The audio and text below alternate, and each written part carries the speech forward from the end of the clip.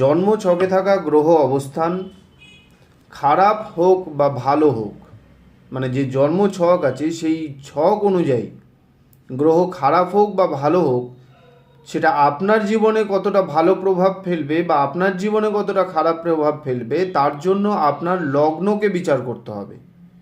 যদি লগ্ন অনুযায়ী কোনো গ্রহ ভালো বা খারাপ হয় তবেই কিন্তু আপনার জীবনে প্রভাব ফেলবে।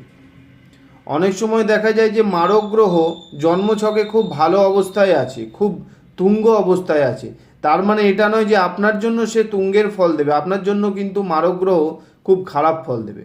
আবার অনেক সময় দেখা যায় যে আপনার কোনো মারক গ্রহ মারক স্থানে বসে আছে, খুব খারাপ অবস্থায় বসে আছে, তাহলে কিন্তু সেই মারক গ্রহ আপনার জন্য খুব ভালো ফল দিয়ে যাবে। তো এইগুলো অনেক বিচার করতে লাগে, এইগুলো এরকম নয় যে সেই গ্রহের জন্য আপনি কোনো কিছু ধারণ করে নেবেন তাহলেই ভালো হয়ে যাবে।